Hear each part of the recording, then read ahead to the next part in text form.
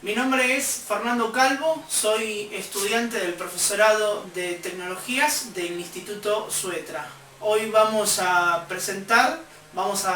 rendir la materia Psicología de primer año.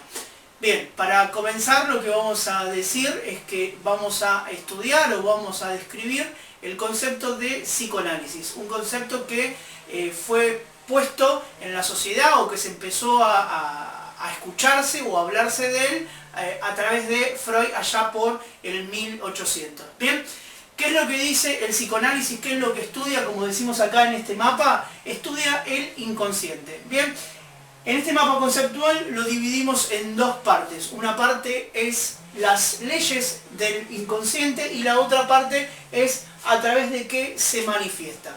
Vamos a comenzar hablando de las leyes.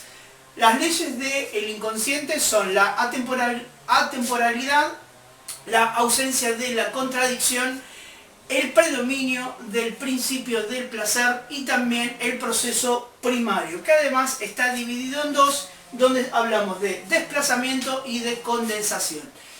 Después dijimos que el inconsciente se manifiesta a través de los actos fallidos, a través de los síntomas neuróticos y también a través de los sueños.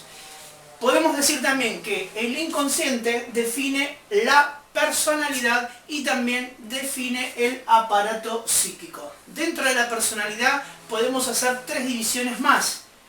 Podemos hablar de los componentes, del desarrollo y de los tipos. Los que vamos a mencionar ahora son los tipos. Podemos decir que los tipos de personalidad son la demostrativa, la lógica, la viscosa, la deprimida, la ansiosa, entre otras opciones que también aparecen dentro de los tipos de la personalidad. Y luego podemos hablar del aparato psíquico, que se divide en la primera tópica y la segunda tópica. La primera tópica menciona al inconsciente, al preconsciente y al consciente.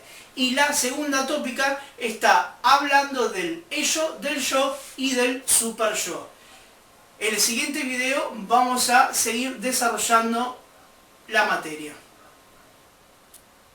Muy bien, continuando con la presentación de psicología, la materia de primer año, vamos a hablar de lo que es el conductismo y de lo que habla las características principales. Podemos hablar de quiénes fueron sus principales expositores: Pavlov, Watson, Gunn y Skinner, ¿sí?, como autores principales de esta teoría y quienes fueron los que la fueron desarrollando. Después hablamos que la característica principal del conductismo es el estímulo-respuesta, es decir, que yo hago algo para obtener una respuesta. Esto que voy a hacer va a tener que lograr la respuesta que yo busco, ¿sí? Entonces el estímulo-respuesta está dado más que nada por aquel que diseña el estímulo y por aquel mismo que quiere una determinada respuesta.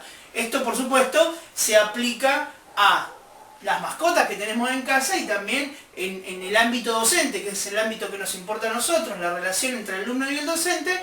Lo que quiere lograr el docente conductista es lograr un determinado resultado en nuestros alumnos o en ese determinado alumno o alumna que tiene en el aula. Bien, continuando con lo que es estímulo-respuesta, la base, la prioridad de la característica del conductismo apunta siempre, sí o sí, al resultado. Lo más importante es el resultado. No importa cómo llega al resultado, sino que lo que importa es lo que se obtiene, lograr lo que uno quiere.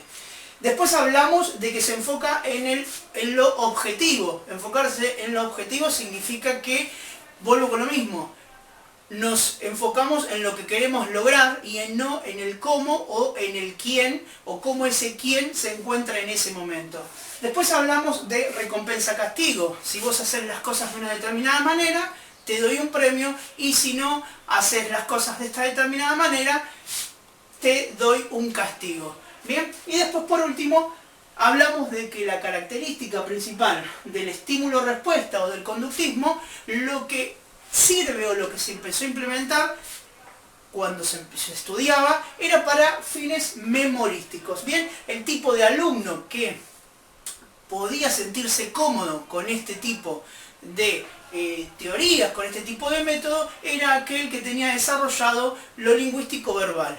Bien, lo único que hacía era escuchar y copiar, o peor aún, es escuchar y repetir lo que el docente o lo que su profesor o lo que el maestra le había dicho en ese momento. Por último, lo que tenemos es, como habíamos mencionado hace un ratito, es la relación alumno-docente. Decimos que el alumno es el receptor, viene a ser el componente pasivo, y el docente es el componente activo. El docente como componente activo es aquel el que tiene el control, ¿sí? Es el que va a decidir el cómo, el dónde, el cuándo, es el que toma la decisión. Vuelvo con lo mismo, no nos interesa como conductistas, no nos interesa en qué contexto esté nuestro alumno, no nos interesa cuáles son sus cuestiones personales. Lo que nos interesa es volcar el contenido. Muy bien, ahora lo que vamos a presentar es la teoría de la psicología Gestalt. Bien, lo que pretende decir esta psicología es formular postulados, ¿sí?, que van a ir en contraposición a lo que es el conductismo. Y es bueno o es interesante mencionar de que esta teoría o esta corriente psicológica nace allá en Alemania hace algunos años, bastante. Lo que sí podemos decir en concreto es que la Gestalt habla de la teoría de la percepción, o mejor dicho, su enfoque lo va a hacer en la percepción. Bien, entonces podemos hablar de las leyes de la Gestalt, que hablan de la ley del cierre, la ley de la continuidad, la ley de la simetría, la ley de la buena forma o de la pregnancia, la ley de contraste, la ley de semejanza, la ley de la proximidad y la ley de la alternancia. Bien, estas son las leyes que rigen a esta teoría. Por otro punto, podemos hablar que sus características principales son la organización y la pregnancia. Por otro lado, tenemos por acá, ahora en un ratito vamos a mencionar lo que es el New Look, ¿sí?, que viene a formar parte, o mejor dicho, a complementar esta teoría de la Gestalt. Bien, los determinantes de la teoría Gestalt son los estructurales y las motivacionales. Con respecto al New Look, podemos hablar del organismo sintonizado, y también podemos mencionar que es una selección de estímulos que está en relación con nuestra personalidad. Y en cuanto a lo que es, lo que mencionamos recién, el organismo sintonizado, es que percibimos y damos un determinado sentido a lo percibido de acuerdo con nuestros conocimientos, con nuestra experiencia y con nuestro sentir. Podemos agregar ya por último, dentro de este componente importante que es New Look, podemos hablar que dentro de ciertos límites, ¿sí?, las imágenes sensoriales no varían de acuerdo con condiciones objetivas, sino con disposiciones previas propias a la persona que lo percibe. De esta manera estaríamos cerrando con esta teoría de New Look, como dijimos recién, que viene a complementar lo que es la teoría de Gestalt. Muy bien, ya para cerrar, lo que vamos a hacer es hablar de las teorías del aprendizaje y estos tres autores que han sido autores emblemáticos a la hora de plantear la teoría del constructivismo.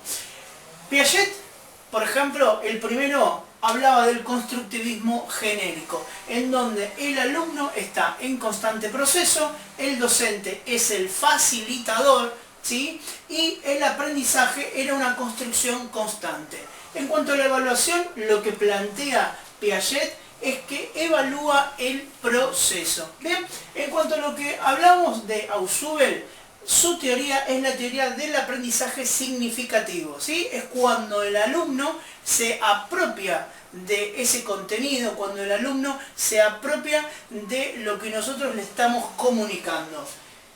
Nuevamente decimos que la teoría la dividimos en el alumno ya tiene, o sea, Usuber lo que dice es que el alumno ya cuenta con ideas previas, después habla que el docente debe conocer, o mejor dicho, ya conoce, ¿sí?, las motivaciones del alumno, sabe por dónde puede llegar a internalizar ese conocimiento nuestro alumno, y habla del aprendizaje que tiene mucho que ver con su entorno, con el entorno del alumno. Después habla de la evaluación y tiene que ver con todos los tipos de cambio que vayan surgiendo en este proceso aprendizaje-enseñanza.